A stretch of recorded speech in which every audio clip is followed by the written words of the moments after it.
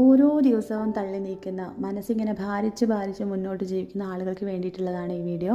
ഇത് 5 കാര്യങ്ങളും കറക്റ്റായിട്ട് ഫോളോ ചെയ്യുകയാണെങ്കിൽ നിങ്ങളുടെ ജീവിതത്തിൽ വലിയൊരു മാറ്റം തന്നെ സംഭവിക്കുന്നതാണ്. അതിൽ ഒന്നാമത്തെ കാര്യം, ഒരേ കാര്യം തന്നെ പലവട്ടം ചിന്തിക്കുന്നത് ഒഴിവാക്കുക.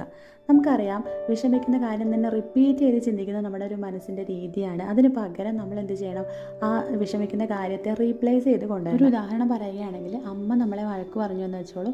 അപ്പോൾ നമ്മൾ ചിന്തിക്കേണ്ടത് അമ്മ നമ്മളെ ചേർത്ത് പിടിക്കുന്നതായിട്ട്, നമ്മളെ സമാധാനിപ്പിക്കുന്നതായിട്ടൊക്കെ മനഃപൂർവ്വം ചിന്തിക്കുക. രണ്ടാമത്തെ കാര്യം, നിലവിലുള്ള റിയാലിറ്റിയെക്കുറിച്ച് ചിന്തിക്കാതിരിക്കുക. പകരം നിലവിലുള്ള റിയാലിറ്റിയെ മാറ്റിയെടുത്തുകൊണ്ട് നമുക്ക് എന്താണോ വേണ്ടത് അതിനെക്കുറിച്ച് ചിന്തിക്കുക. ഉദാഹരണം പറയുകയാണെങ്കിൽ, നമുക്ക് എന്തെങ്കിലും വയ്യായ്ക ഉണ്ടെങ്കിൽ ആ വയ്യായ്കയെക്കുറിച്ച് ചിന്തിക്കാതിരിക്കുക. പകരം നമുക്ക് ആരോഗ്യത്തോടെ ഇരിക്കുന്ന, നമ്മൾ ഓടിച്ചാടി നടക്കുന്ന നമ്മളെക്കുറിച്ച് ചിന്തിക്കുക.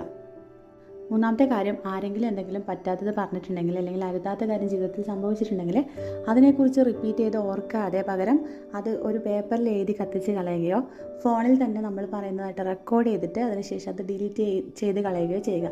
പക്ഷേ ഒരിക്കലും നമ്മളിത് വീണ്ടും കേൾക്കാനോ വായിക്കാനോ ഒന്നും പാടുള്ളതല്ല കേട്ടോ. നാലാമത്തെ കാര്യം, നമുക്ക് ഇല്ലാത്ത കാര്യങ്ങളെക്കുറിച്ച് ഓർത്ത് വിഷമിക്കാതെ നമുക്ക് ഇല്ലാത്ത കാര്യങ്ങൾ ലഭിച്ചതായിട്ട് മനസ്സിൽ കാണുക. അത് കാണുമ്പോൾ അത് ഫീൽ ചെയ്തിട്ട് തന്നെ കാണുക കേട്ടോ. ഒരു ഉദാഹരണം പറയുകയാണെങ്കിൽ, നമുക്ക് വീടില്ല, നമുക്ക് വീട് ലഭിക്കുന്നതായിട്ടും ആ വീട്ടിൽ നമ്മൾ താമസിക്കുന്നതായിട്ടൊക്കെ ആസ്വദിച്ച് നമ്മളത് എൻജോയ് ചെയ്യുന്നതായിട്ട് മനസ്സിൽ വിഷ്വലൈസ് ചെയ്യുക.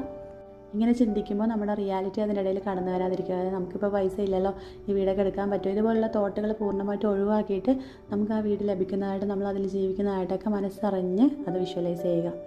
അഞ്ചാമത്തെ വളരെ പ്രധാനപ്പെട്ട കാര്യം ഇതാണ്, നമ്മളെ വിഷമിപ്പിച്ച വ്യക്തികളെക്കുറിച്ചും സാഹചര്യങ്ങളെക്കുറിച്ചും റിപ്പീറ്റ് ചെയ്ത് പറയാതിരിക്കുക. മറ്റുള്ളവരോട് പ്രത്യേകിച്ച് ഒരു തവണ അങ്ങനെയുള്ള സംഭവം ഉണ്ടായിട്ടുണ്ടെങ്കിൽ നമ്മൾ ഇതേപോലെ എഴുതി കത്തിച്ച് കളയുകയോ ഫോണിൽ റെക്കോർഡ് ചെയ്ത ശേഷം അത് ഡിലീറ്റ് ചെയ്യുകയോ ചെയ്യുക. അതന്നെ റിപ്പീറ്റ് ചെയ്ത് നമുക്ക് ആവർത്തിച്ച് ഈ കാര്യം മനസ്സിൽ നിന്ന് പോകുന്നവരെ പറയുന്നതുകൊണ്ട് പ്രശ്നമില്ല. പക്ഷേ വീണ്ടും ഇത് റിപ്പീറ്റ് ചെയ്ത് മറ്റുള്ളവരോട് പറയാതിരിക്കാൻ ശ്രദ്ധിക്കുക.